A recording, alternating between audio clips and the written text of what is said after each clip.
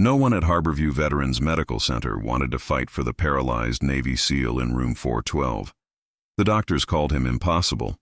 The administrators called him expensive. The staff called him violent because his eyes still knew how to accuse people. Only one quiet nurse in bright blue scrubs believed his silence was not surrender. And when he whispered one broken word that no civilian in the ward understood, she leaned close and answered with a call sign from a mission that had officially never happened. Before we begin, welcome to the channel. If this story pulls you in, hit the like button, subscribe, and comment where you are listening from. I love seeing how far these stories travel. Stop wasting resources on a dead career. Dr. Everett Sloan said it softly at the foot of bed 412. That made it worse. The man in the bed heard him.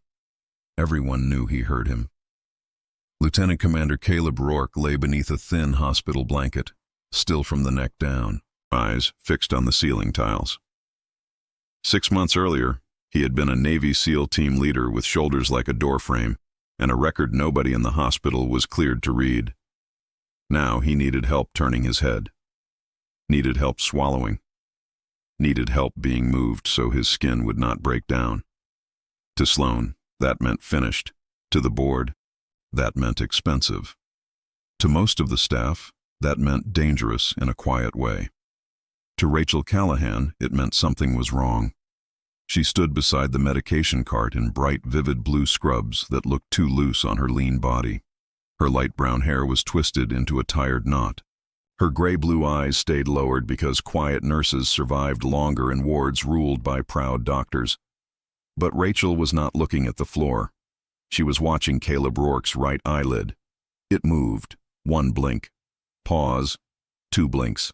Pause. A pattern. Dr. Sloan turned to the residents behind him. Document no meaningful motor recovery, he said. Continue passive range of motion. Prepare family counseling for long-term placement. A young resident named Neil Parker shifted his weight. Sir, Nurse Callahan noted blood pressure drops when his neck is extended. Sloan looked at him, then at Rachel. Nurse Callahan notes many things. A few people smiled, not loudly, just enough. Rachel kept her face still. Sloan tapped the tablet. This patient has complete paralysis below C4. No functional recovery, no surgical pathway. What he has is a decorated service record and a ward full of sentimental people confusing sacrifice with prognosis. Caleb blinked once. Hard. Rachel stepped closer. His vitals spike every time his pillow is too high. Sloan's smile appeared slowly. Are you suggesting the patient is diagnosing himself through your imagination? No, sir. Then what are you suggesting? That his injury may not be as complete as the file says. The room went still. A therapist stopped writing. A respiratory tech stared at the monitor. Everyone knew the rule in Sloan's unit. Do not contradict him. Do not mention missed diagnoses. Do not make him look small in front of trainees. Rachel knew the rule too. She had survived worse rules. Sloan stepped toward her. Miss Callahan, this is a neurological rehabilitation service, not a battlefield tent, not a television drama. Instinct does not outrank imaging. Rachel felt the old world stir inside her. Rotor wash, sand in her teeth, a man screaming through blood, her own voice cutting through gunfire. Neutral spine. Keep him breathing. Do not let him disappear. She swallowed it down. Yes, doctor. Sloan lowered his voice. You have been here 11 months.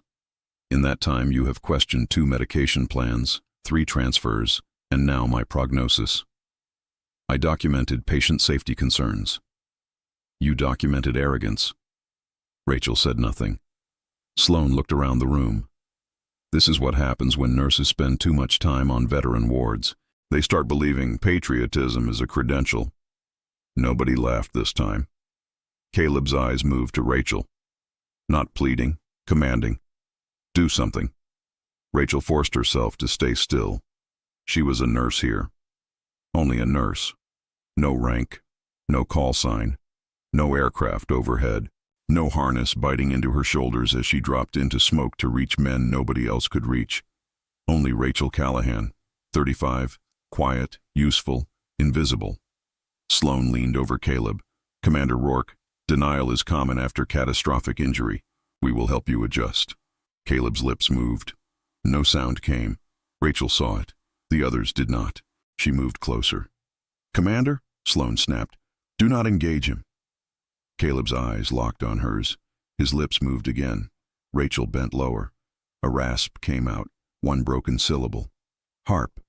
Rachel froze. Not harp, harpoon. The call sign belonged to one man from an operation that did not exist on any civilian record. Harpoon had been the voice on the radio in Blackwater. Harpoon had marked the landing zone while everything burned.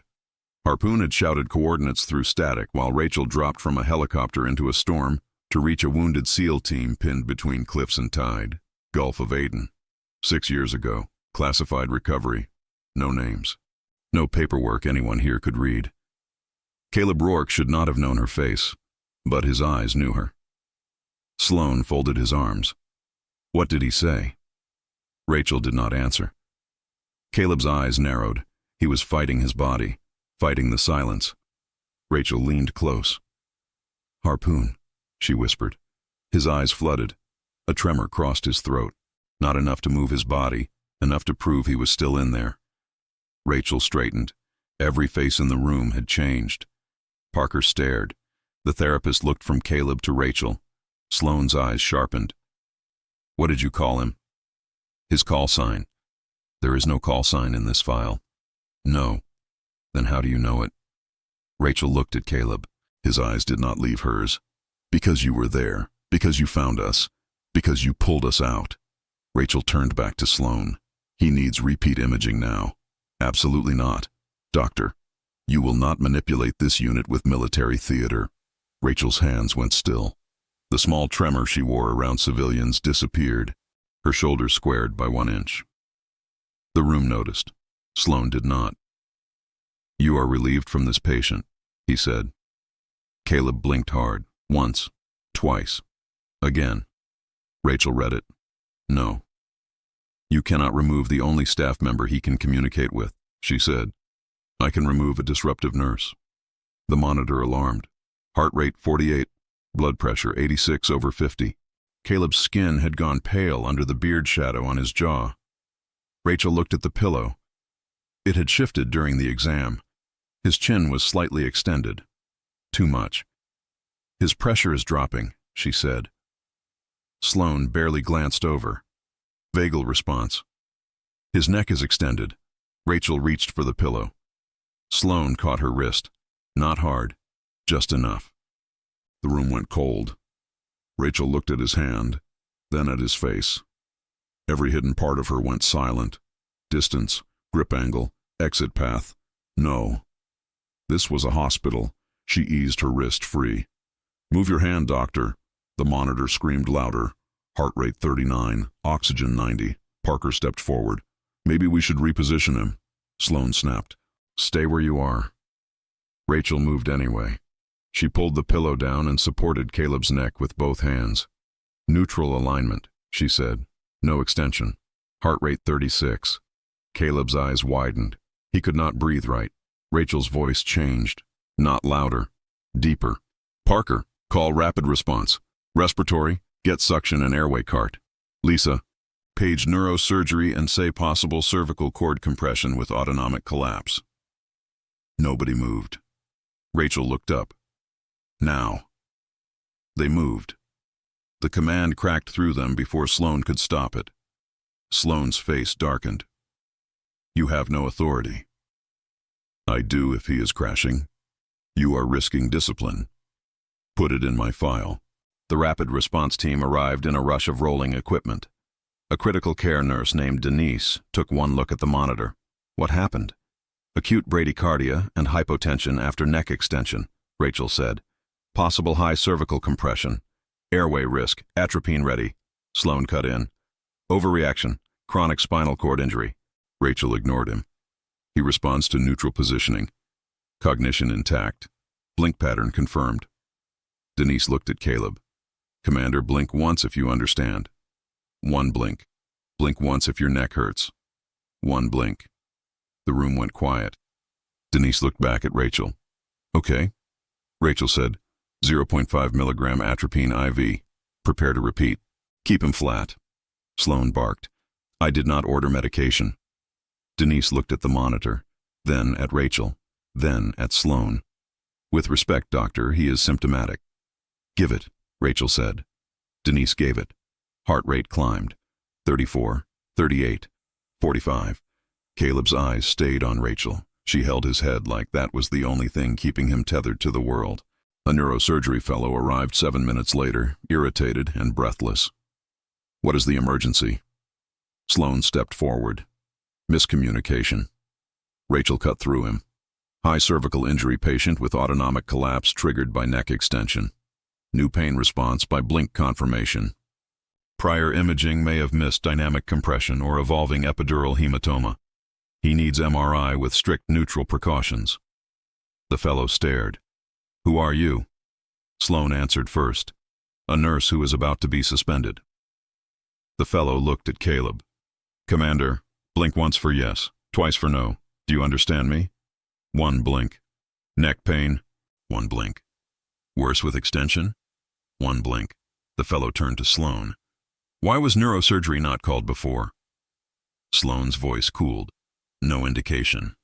Rachel held out her notes. There was. The fellow read fast. 7 days of blood pressure drops. 7 days of bradycardia with positioning. 7 days of blink patterns. 7 days ignored. His expression hardened. Get him to MRI. Sloan went white. Rachel walked beside the gurney as they rolled Caleb out. Veterans watched from open doors, some in wheelchairs, some with canes, all silent. Sloan caught up near the elevator. You are not going with him. Rachel did not slow. Yes, I am. You have been removed. Remove me after he is stable. He stepped in front of the gurney. You do not understand consequences. Rachel stopped. The hallway filled behind her. Therapists, nurses, residents, veterans.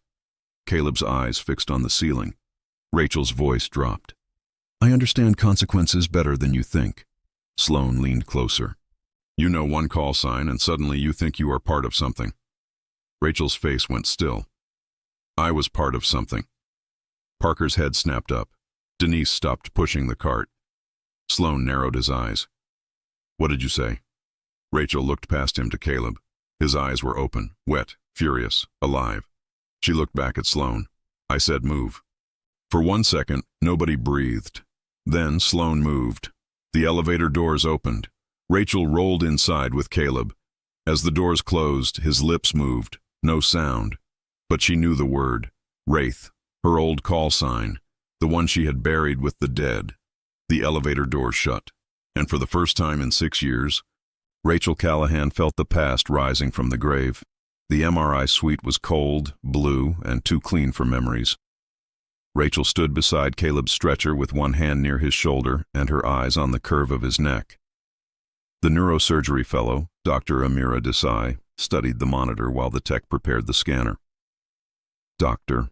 Sloan waited near the wall. Quiet now. Quiet men planned. Caleb's blood pressure had improved, but not enough. His pulse hovered in the low 50s. Every small shift in posture made the numbers tremble. Rachel leaned close. I need you still, Harpoon. 1 blink, yes. Desai glanced over. Harpoon? Call sign. From where? Rachel looked at the machine. Somewhere wet. Caleb's eyes softened. Desai understood enough not to push. The tech reached for a thick head cushion. Rachel caught his wrist. Not that one. He frowned. It is standard. It extends him. Sloan spoke from the wall. Miss Callahan, stop interfering with trained personnel. Desai looked at the monitor. Use the flat pad. The tech obeyed. The scan began. The machine thumped like a steel heart. Rachel watched through the glass as slices of Caleb's cervical spine appeared on the screen. Old trauma. Cord swelling. Scar tissue. Then something else. A small dark pressure point at C3, C4. Rachel saw it before anyone spoke. Desai leaned forward. Pause there. The image sharpened. Her face changed. Rachel's stomach dropped. There, Rachel said. Sloan stepped closer. Artifact. Desai clicked to another view. The shadow remained. Not artifact. Sloane's tone hardened. This does not explain complete paralysis. No, Rachel said, but it may explain why he is not recovering. Desai looked at her. If the original blast stunned the cord and this kept pressing on it, preserved pathways could be buried, not gone. Rachel looked through the glass at Caleb.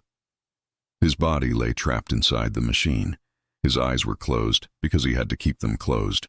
She remembered another trapped man. A ledge above black water. Gunfire striking rock. A radio voice breaking through static. Wraith, this is Harpoon. LZ compromised. Tide rising.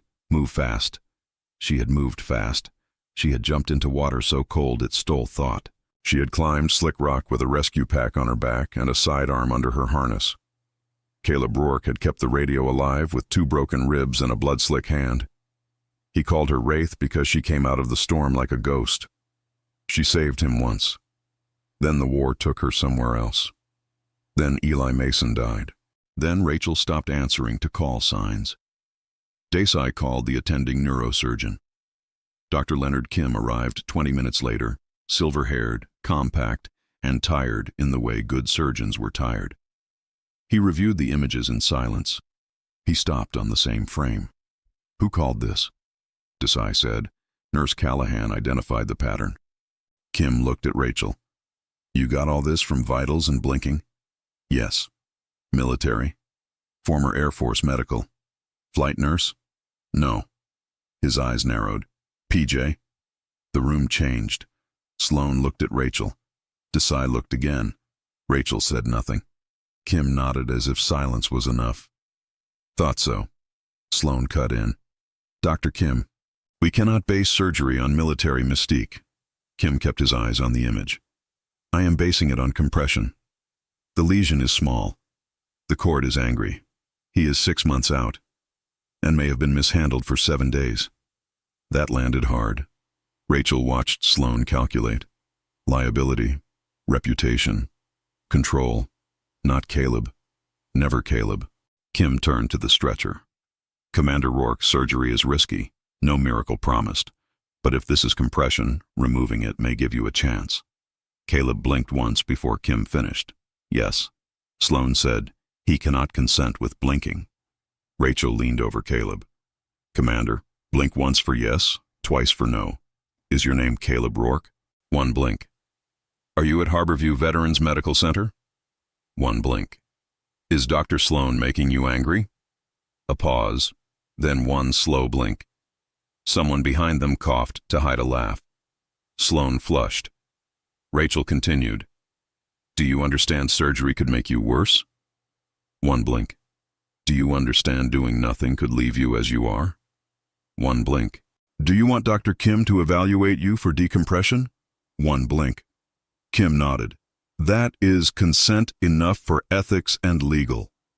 The next hour became paperwork and war. Legal wanted forms, ethics wanted documentation, administration wanted risk analysis, Sloane wanted control, Rachel wanted time. Caleb had less of it than any of them understood. She stayed with him while the hospital argued over his body in conference rooms. His pressure dipped twice.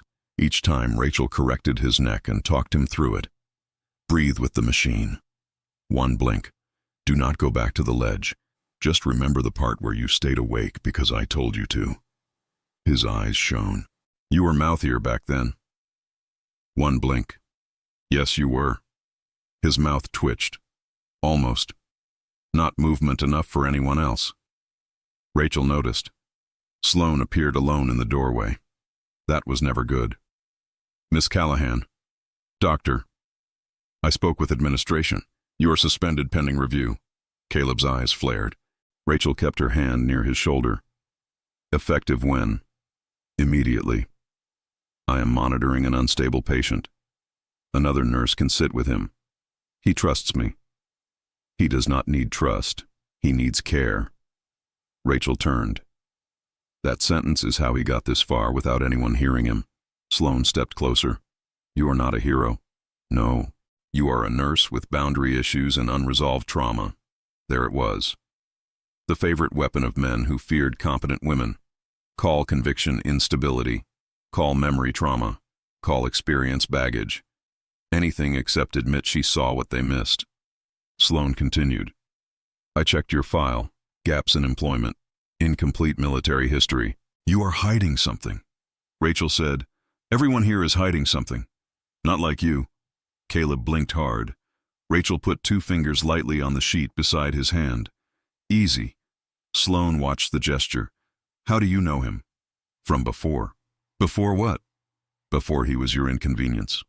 Dr. Kim returned with Desai and an ethics officer. Kim looked between them. Problem? Sloan said. Miss Callahan has been suspended. Kim said, unsuspend her. You cannot do that. I need her for communication. Patient responds to her best. She is compromised. She is useful. The word hit Sloan. Useful. Not dramatic, not special. Useful. He had no clean argument against it. The ethics officer asked Caleb, do you want Nurse Callahan present during consent? One blink. She stays, the officer said. They took Caleb to surgery at 6:40 p.m. The rehab wing had changed by then. Word had spread. Veterans lined the hallway, some in wheelchairs, some with walkers. An older Marine stood with both hands shaking on his cane. A Vietnam veteran raised 2 fingers in a weak salute. Caleb could not return it. His eyes filled instead. Rachel walked beside him. Near the surgical elevators, an administrator named Marcy Bell blocked the path with 2 folders clutched to her chest. We need to pause. Kim did not stop. No. Risk management has concerns. Risk management can meet us in the OR. Bell looked at Caleb like he was a liability code. This indication is disputed. Rachel said, his spinal cord is compressed. Bell looked at her. And you are the suspended nurse? The monitor began to dip. Heart rate 46, then 42. Rachel stepped to the head of the stretcher. Move. Bell blinked. Excuse me? His pressure is dropping. You are delaying transport. Move.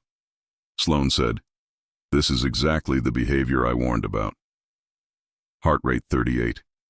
Caleb's face went gray. Rachel lowered the head 2 degrees. Neutral neck, atropine ready. Bell finally backed away. The elevator opened. Kim stopped Sloan from entering. No, I am his attending neurologist. You were. The doors began to close. Sloan's face twisted. This is not over. Rachel met his eyes through the narrowing gap. For him it might be if we keep listening to you. The doors closed. No one spoke for 3 floors. Then Denise exhaled. I have wanted to say that to him for 5 years. Rachel looked at Caleb. His eyes were on her. One blink. Yes. The OR team received him fast. Rachel helped transfer him with strict spine precautions. She checked his neck one last time before anesthesia took him. Caleb's eyes searched for her. She leaned close. You are not back on that ledge. One blink. You are not alone. One blink. I found you once. I am not losing you because a doctor loves being right. His lips moved. A breath. Then the whisper came. Wraith. The anesthesiologist looked up. Desai froze. Kim's eyes sharpened. Rachel touched Caleb's shoulder. Sleep, Harpoon. His eyes closed.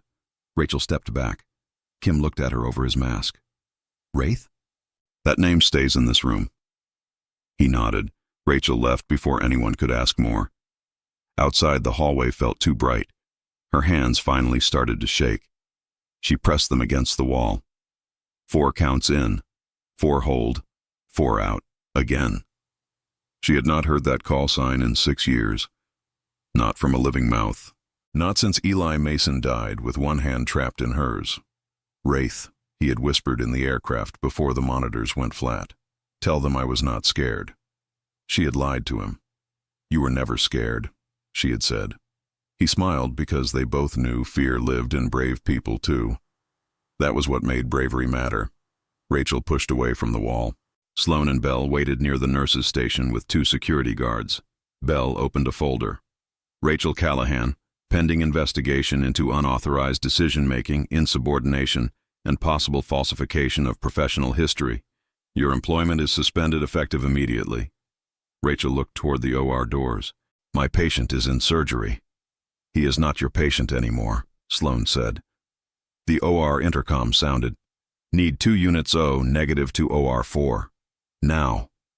Rachel turned. Bell snapped. "Miss Callahan." Rachel said, "Not now." Sloan stepped in front of her. "You are finished." The old Rachel would have lowered her eyes, would have disappeared, would have let men like him mistake restraint for weakness. But Caleb had said, "Wraith." Some names once spoken became orders. Rachel looked Sloan in the eyes. "No," she said, "I am just done hiding." Then she pushed past him and ran toward the OR. The OR corridor did not care about hospital politics. It cared about speed. Rachel hit the double doors and moved toward OR4 before the desk nurse could stand. "Miss, you cannot go in there. Call security later." "Miss." Rachel turned just enough for the nurse to see her face. The woman stopped. Rachel did not know what she looked like in that moment. She only knew people had stopped arguing with that face somewhere between her first rescue hoist and the night she intubated a gunner upside down inside a burning aircraft. She scrubbed fast. Inside OR4, controlled chaos had started to fray. Caleb lay prone, head secured, draped for surgery. Dr. Kim worked over the cervical field. Desai suctioned. The anesthesiologist stood rigid at the head. Blood had pooled too fast. Not catastrophic yet. Close. Kim looked up. "You should not be here." "Then use me quickly." He hesitated 1 second. Pressure dropped. Venous bleeding, anatomy distorted. Exposure is poor. Rachel scanned the monitors. Blood pressure 72/38. Heart rate 118. Different problem now. Blood loss. She scanned the room. Suction, sponges, fluids, temperature, medications, everything. That was what PJs did. They entered impossible spaces and built order from pieces. "Warm him," she said. The circulating nurse blinked. Kim said, "Do it." "Calcium ready?" Anesthesia answered. "Drawing." "TXA?" Kim looked at her. "If bleeding continues," Rachel said, 1 gram over 10 minutes if no contraindication." "Do it," Kim said. The door burst open. Sloan stood outside the sterile boundary with Bell and security. "Remove her." Nobody moved. Kim did not look up. "If anyone touches her before I finish this decompression, I will name them in the operative note." The guards froze. Bell said, "She is suspended." Kim said, "She is not touching the patient." Sloan snapped, "She is directing care." "She is giving useful observations," Kim said. "Try it sometime." Desai almost smiled behind her mask. Rachel did not. Her eyes stayed on the monitor. Blood pressure 78, then 84. "Responding," anesthesia said. Kim reached deeper. The wound was small from where Rachel stood. The danger was not. A dark collection sat against the cord where it had no right to be. Pressure in the wrong place. A life paused by millimeters. Rachel heard Caleb's whisper again. "Wraith." Nobody at Harborview knew she had been Air Force pararescue. Her file said Air Force medical technician, not a lie. Just a locked door. People filled locked doors with whatever made them comfortable. Night nurse, transfer, quiet, maybe broken, maybe nobody.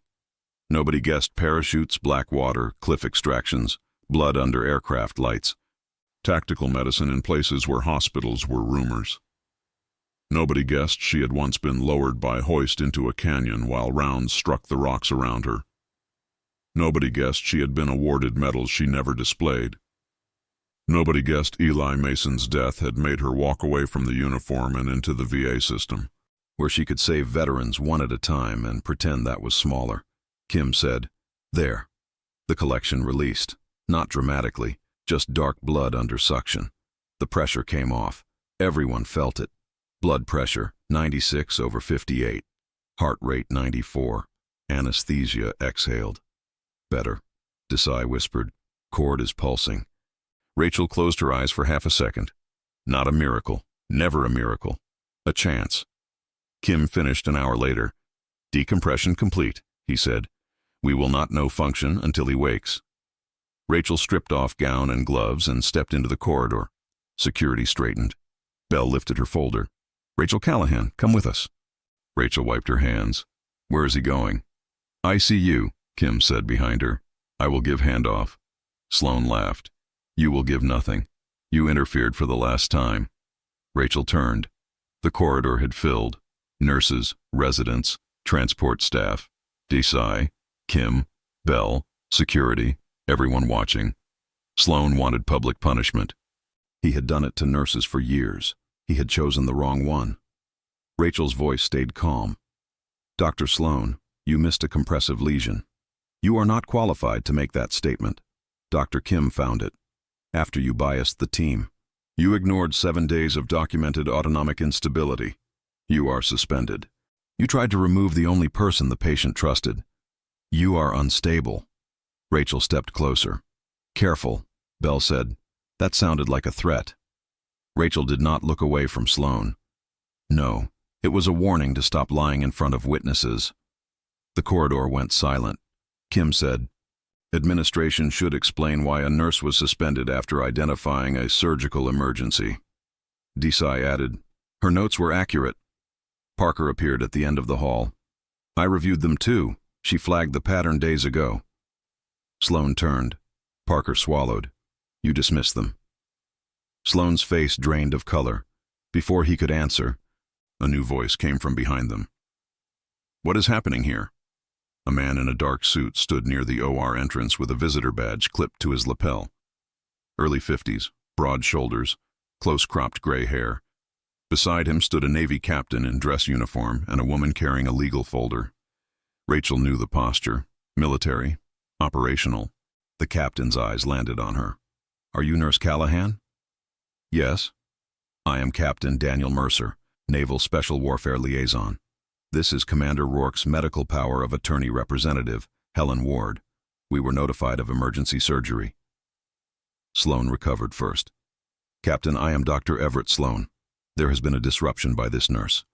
Mercer did not look at him. He called someone Wraith before anesthesia. The corridor changed. Rachel felt every face turn. Sloan seized on it. You see? Military role-playing. Captain Mercer turned slowly. Doctor, I would stop talking. Sloan blinked. Mercer stepped closer to Rachel. You are Wraith? Rachel's mouth went dry. She had imagined being found. Never like this. Not in bright blue scrubs outside an OR while a cruel neurologist tried to erase her. Rachel said, Not anymore. Mercer's eyes softened. Staff Sergeant Rachel Callahan, Air Force Pararescue, 38th Rescue Squadron attached to Joint Special Operations, Gulf of Aden Recovery, Helmand Extraction. Korangal Medevac under fire. Belle's folder lowered. Parker stared. Desai's eyes widened. Sloan went pale. Mercer continued. Silver Star, Distinguished Flying Cross with Valor. Bronze Star, 2 Purple Hearts. Call sign Wraith. Rachel kept her hands at her sides. Do not shake. Rachel gave the ICU handoff in clipped exact sentences. No one interrupted. Caleb was moved to ICU at 9:18 p.m. Rachel rode beside him, checking every line, every strap, every inch of his neck position. In the room, she placed the call bell where his cheek could reach it, if the smallest movement returned first. Tiny hope, practical hope, the only kind worth having. At 11:06 p.m., Caleb began to wake. Harpoon, Rachel said. His eyes opened, clouded, then focused. You are in ICU. Surgery is over. Pressure is off the cord. No promises. But you made it. 1 blink. Neck pain? 2 blinks. No. Can you feel anything different? A long pause. Rachel touched his left foot. 2 blinks. No. Left shin. No. Knee. No. Thigh. No. Outside of left shoulder. 1 blink. Parker whispered from the doorway. That was absent yesterday. Rachel said, Document it. Caleb's lips moved. Rachel leaned close. A broken whisper came out. Wraith. The room froze. Rachel swallowed. I am here. He tried again.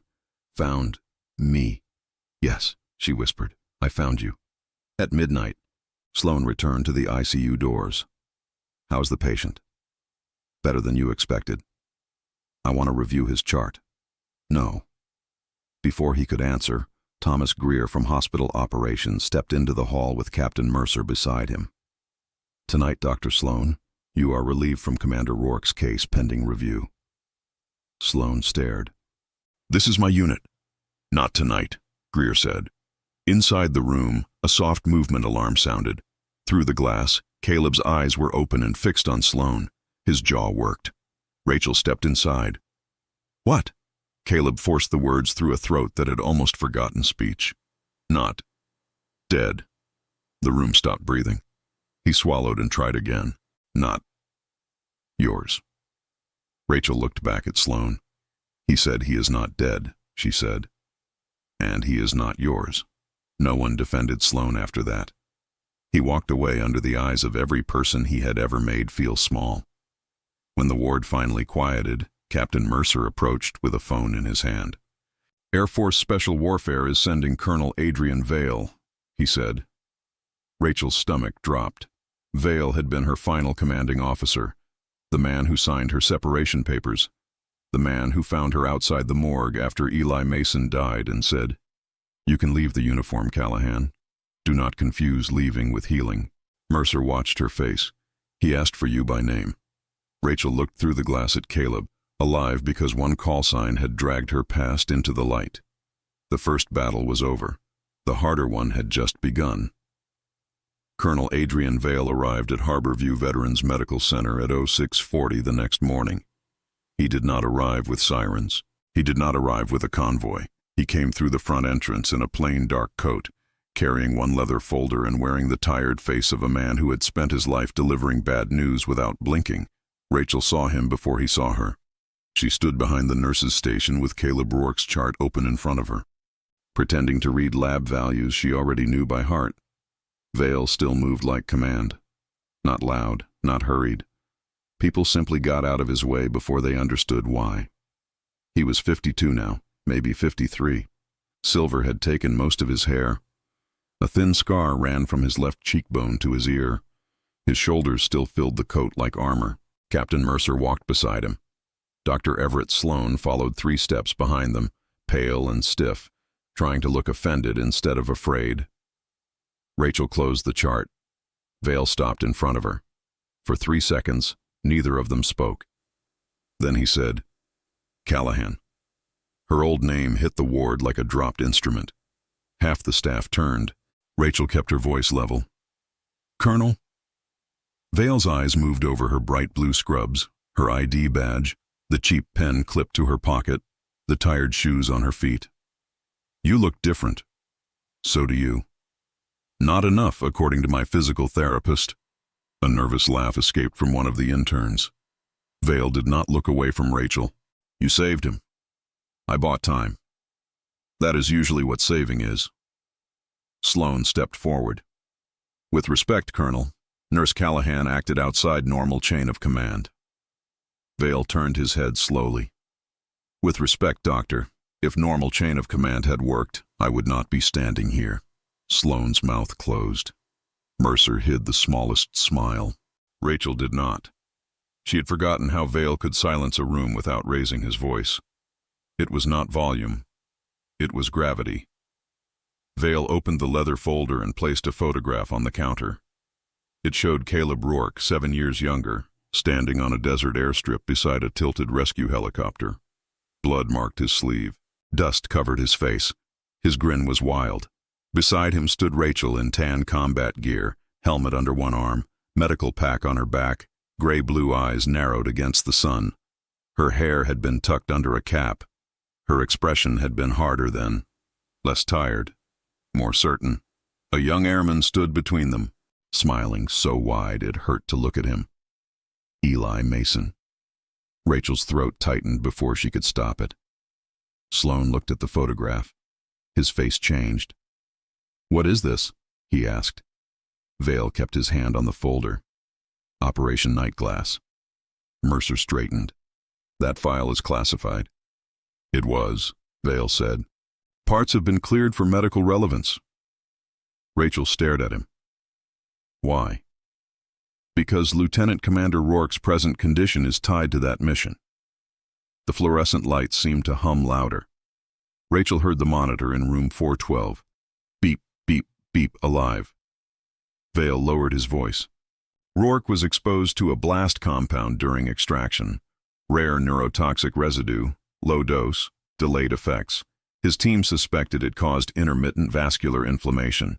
He was being evaluated quietly before his spinal collapse. Sloan frowned. That was not in his records. No, Vale said. It was in mine.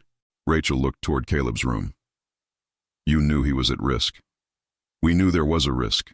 We did not know it would present like this. Someone should have told the hospital. Someone should have, Vale said. His answer carried weight. Not excuse.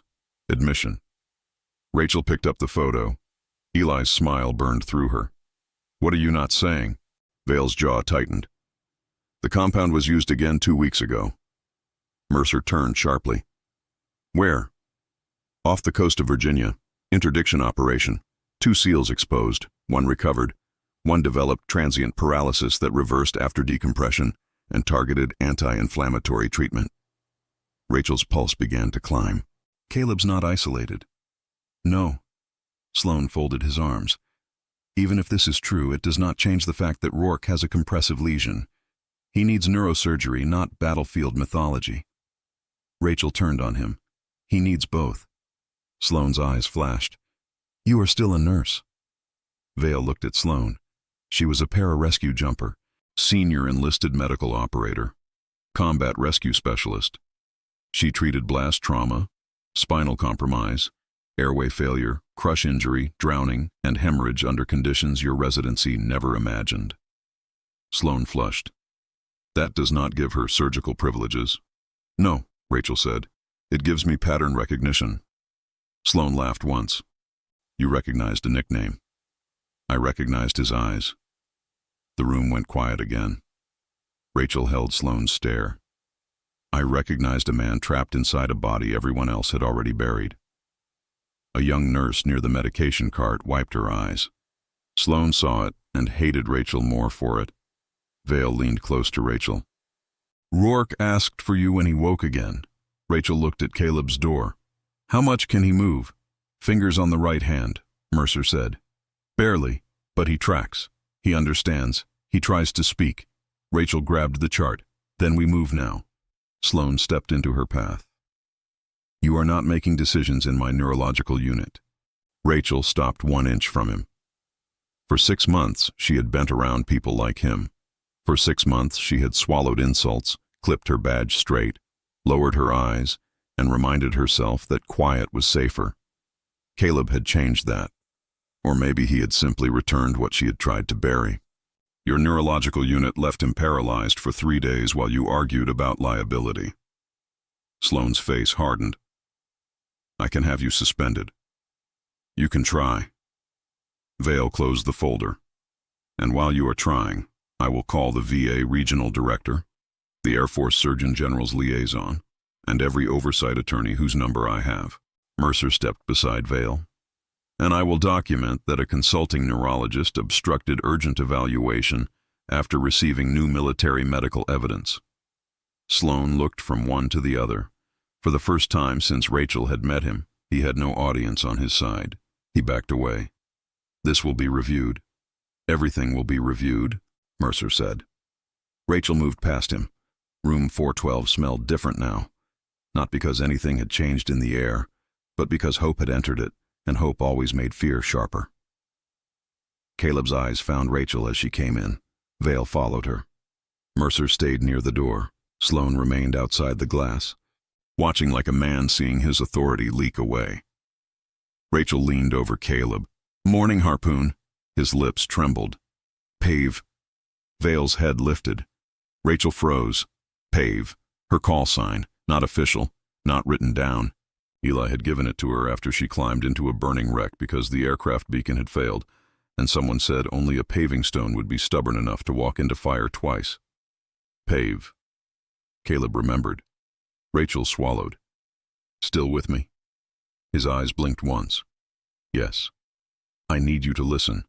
We found a possible link to night glass. That means your paralysis may not be final. But we have to move fast. His right index finger twitched. Rachel slid a whiteboard beneath his hand. Can you tap? Tap, yes. Pain in your back worsening? Tap. Yes. Burning in your legs? Tap. Yes. Can you feel this? She pressed a finger beneath his left foot. Nothing. She pressed beneath his right. His jaw tightened. Tap. Rachel looked at Vale. Sacral sparing may be present. Incomplete injury. Sloane spoke from the doorway. That is generous interpretation. Rachel did not turn. No.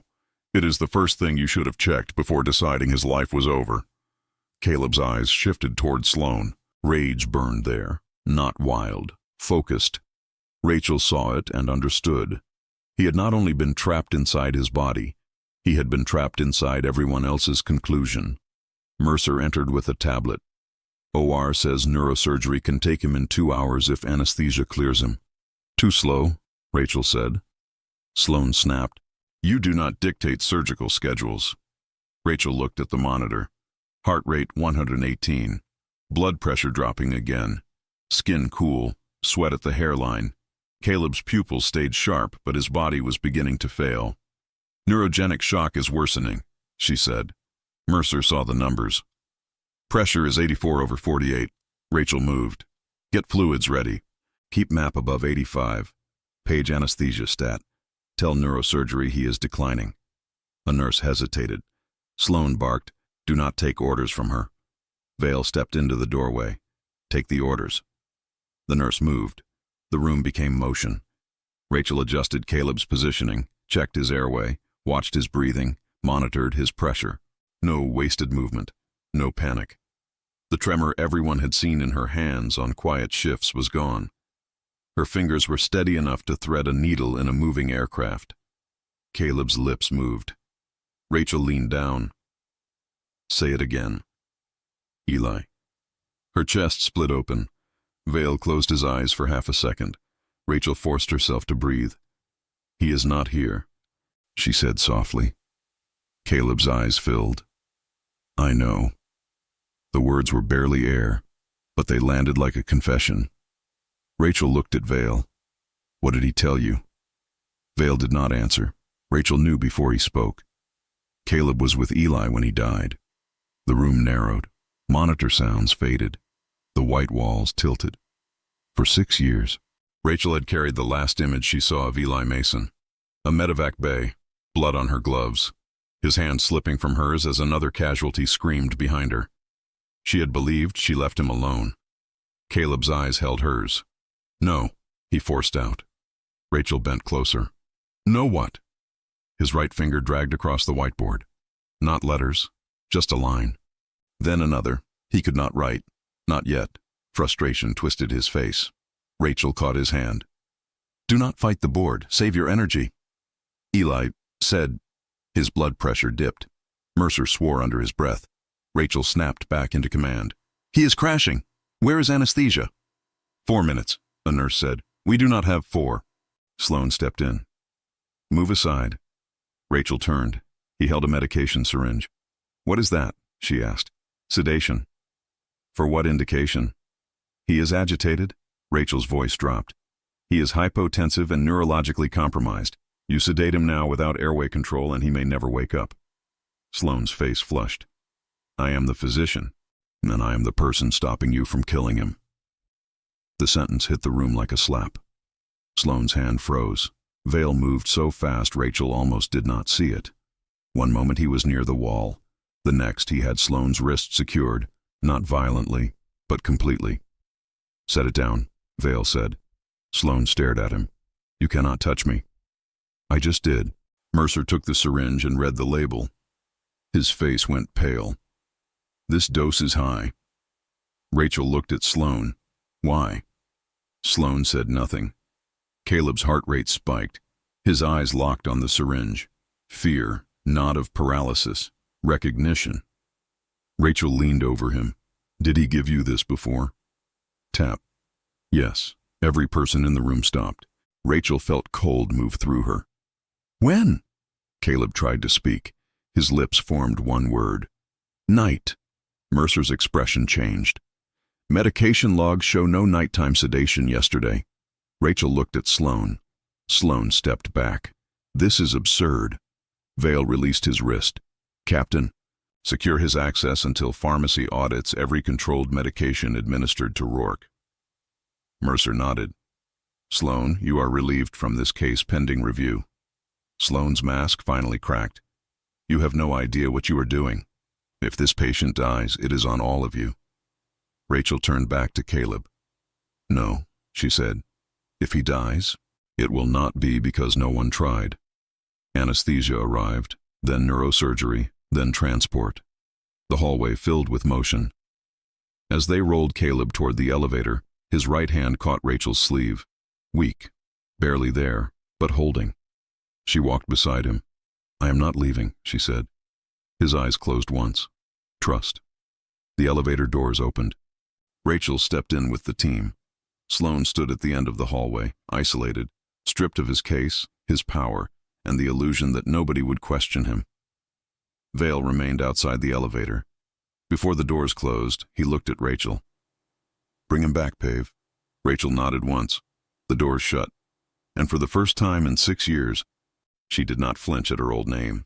The operating suite was too clean for the kind of fear Rachel carried into it. Bright lights, polished floors, blue sterile drapes, soft voices behind masks. War had always been louder. Dust in the mouth. Rotor wash. Blood on dirt. Someone shouting for a medic with a voice already halfway to grief. This was quieter. That made every beep sharper. Caleb lay prone beneath the surgical lights while the neurosurgeon, Dr. Meera Patel, studied the MRI images on the wall. Patel was small, calm, and direct. Rachel liked her immediately. There is compression at T5, T6, Patel said, more extensive than the first read suggested, epidural collection, inflammatory swelling, possible vascular component. Can you decompress? Rachel asked. Patel looked at her. I can try. That was not my question. A hint of respect touched Patel's eyes. Yes, but timing matters.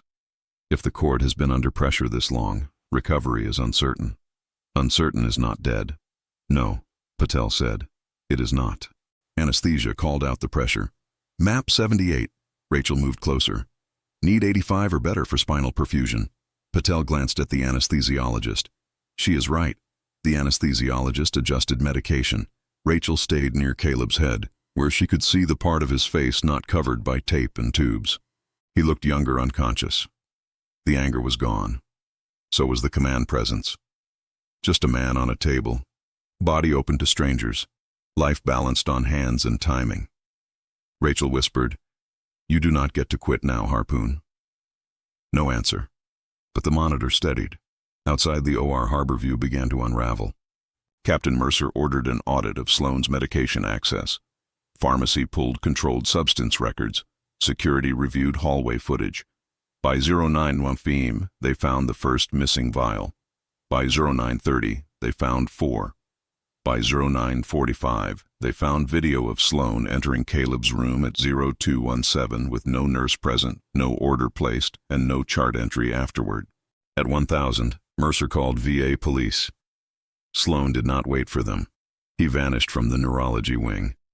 Jimmy Vale would have joked that cowards always found their legs when consequences arrived.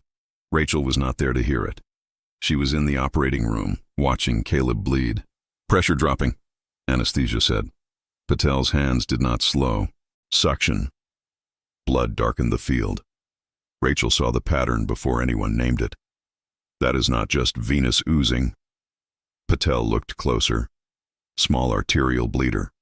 Left side. I see it. The room tightened. Seconds became heavy. Rachel's hands stayed at her sides because this was not a field hospital. She could not reach in, could not clamp, could not pack a wound with gauze while bullets hit the wall. All she could do was stand there and watch another person try to save the man she had promised not to leave. That was harder.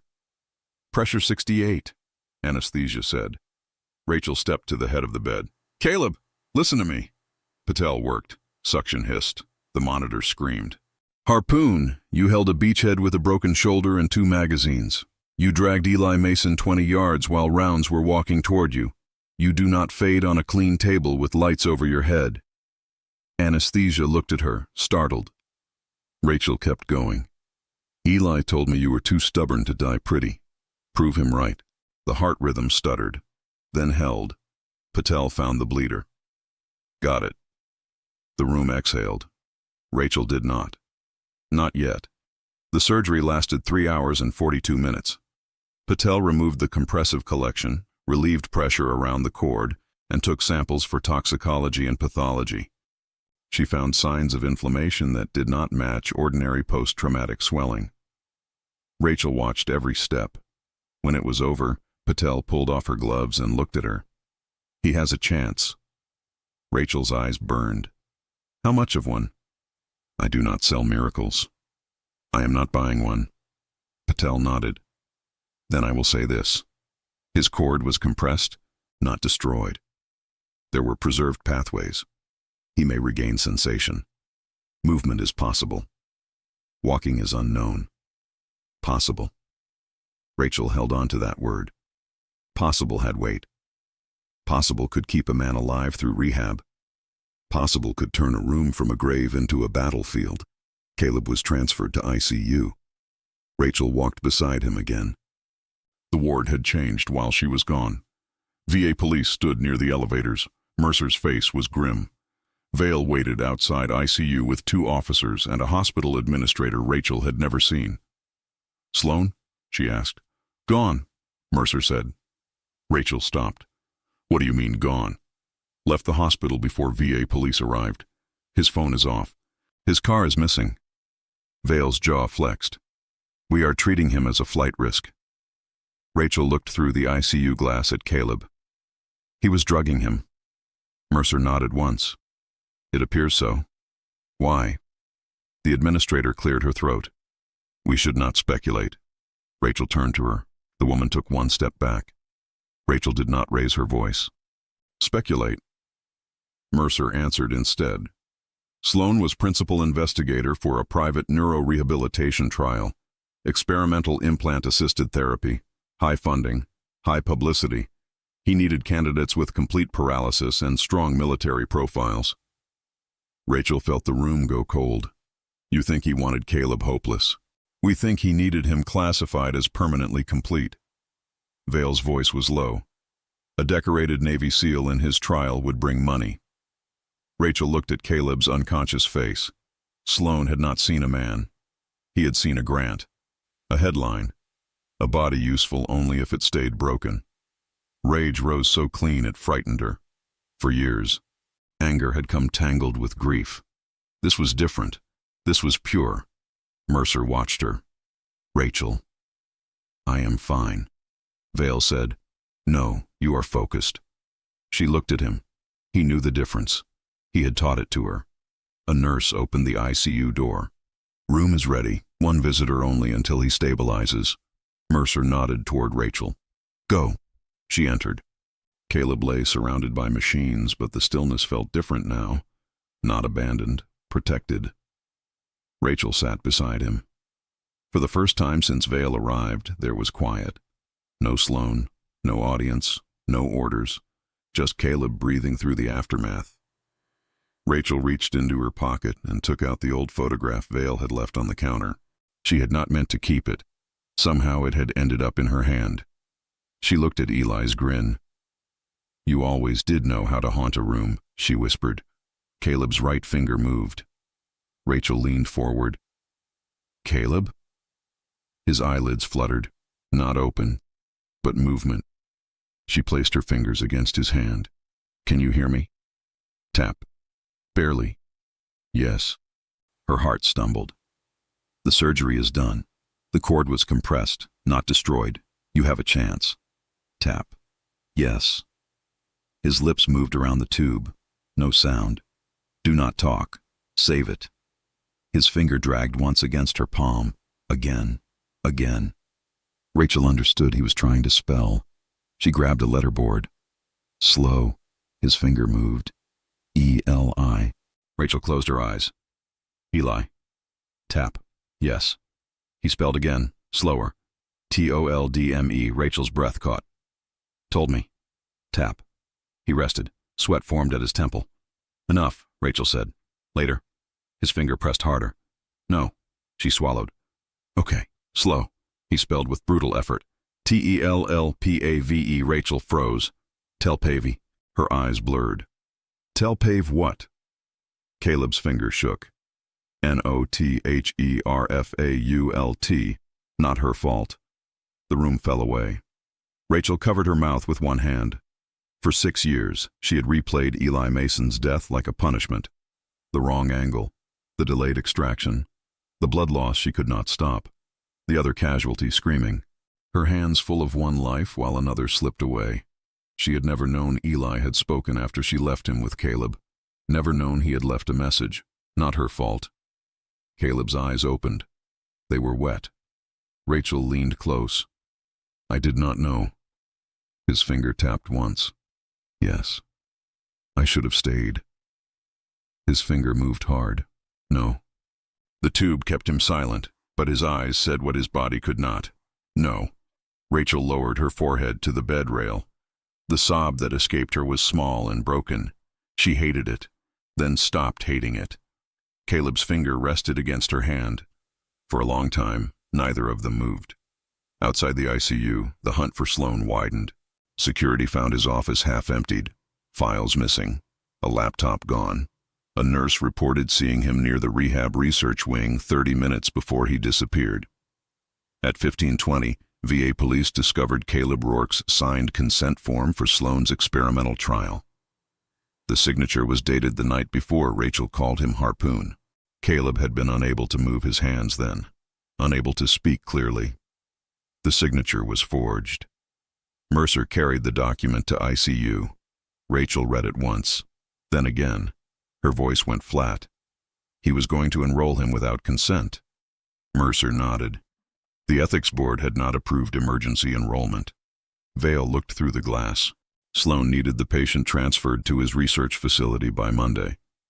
Rachel folded the paper carefully. Then we make sure Caleb is able to testify. Mercer hesitated. That could take weeks. Then we keep him alive for weeks. Vale studied her. There is more.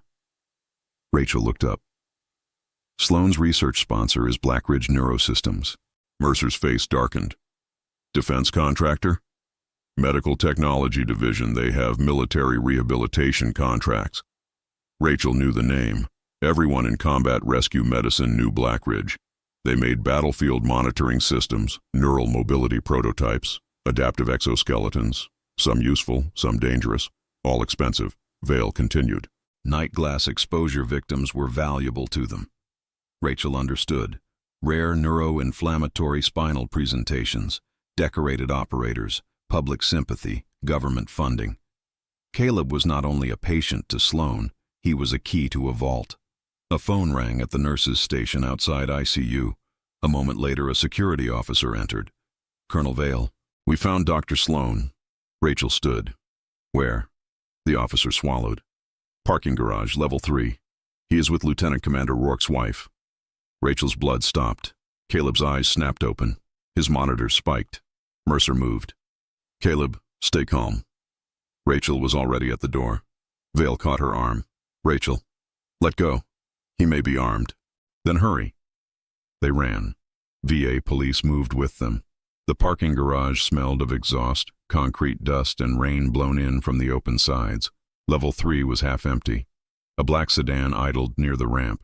Sloan stood beside it, coat open, hair disordered, one hand gripping the arm of a woman in her early 40s. Megan Rourke. Rachel recognized her from the photo taped inside Caleb's chart. Megan's face was pale.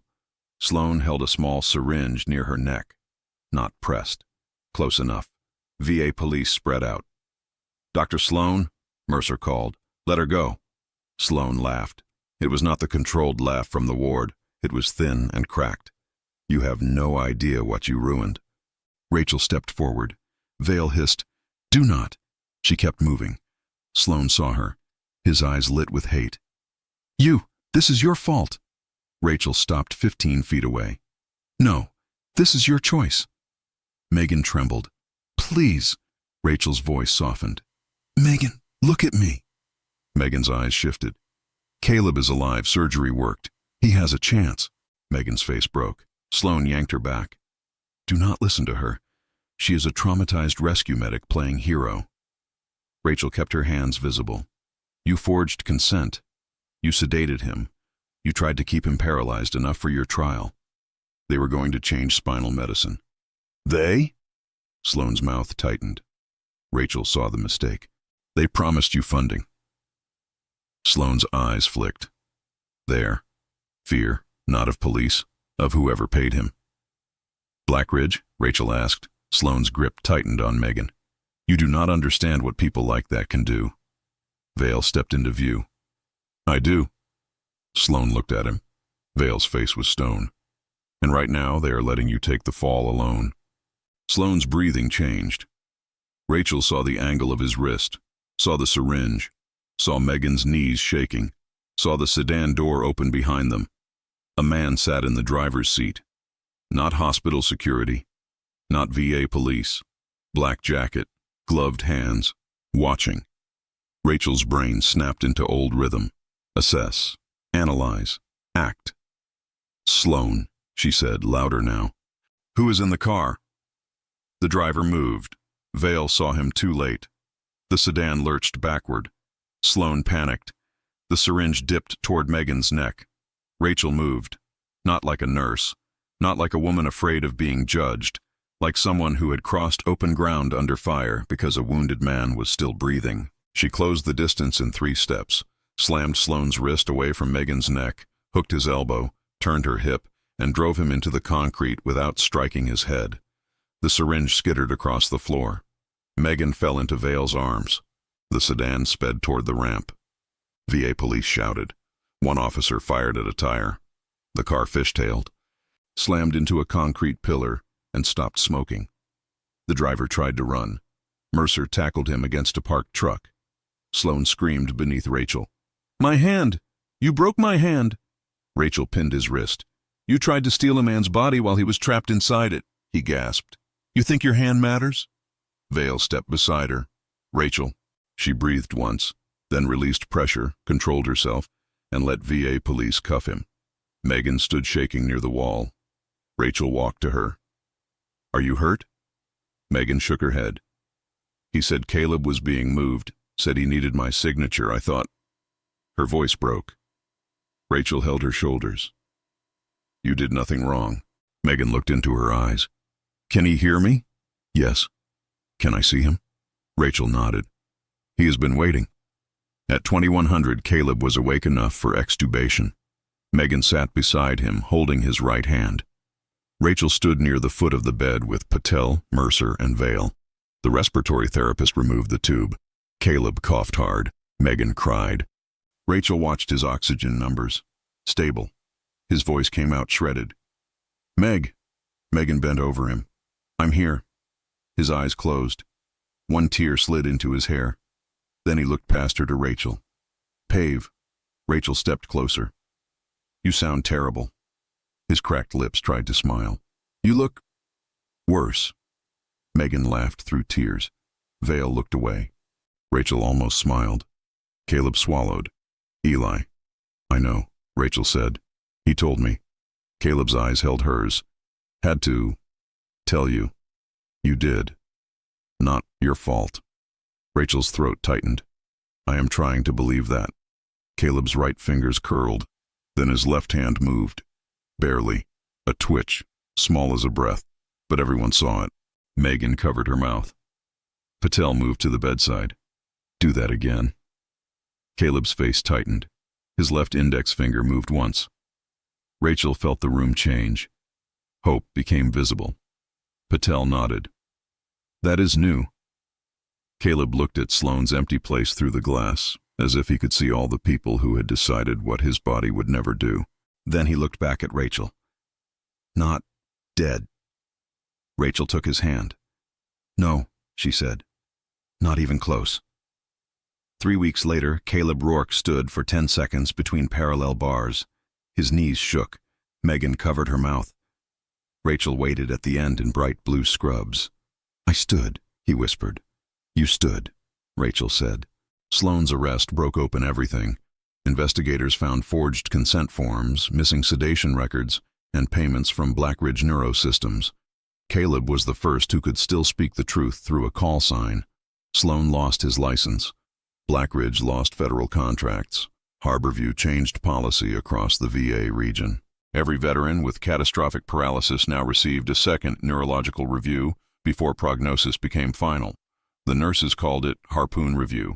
Vale later handed Rachel a sealed note from Eli Mason's file. "Pave, do not carry me like a ruck. Save who you can. Stop pretending you are Stone. That counts," Rachel cried in the locker room. Harborview opened the Veteran Neurological Rapid Response Program with Rachel as clinical lead. She wore bright blue scrubs. "No patient should need a heroic past to earn dignity," she told the room. Caleb should not have needed a call sign to be believed. A year later, Caleb walked across the rehab courtyard with one cane. At the end, he handed Rachel a faded pararescue patch. "Eli said I should return it when you stopped running." Rachel pinned it inside her locker beside Eli's note and a whiteboard with 2 words written across the top. Not finished. Rachel never promised anyone they would walk. She promised they would not be abandoned in silence. Caleb never called himself healed. Rachel never called herself a hero. But every morning, in a ward that once mistook silence for surrender, they taught people a better word: not finished. The end.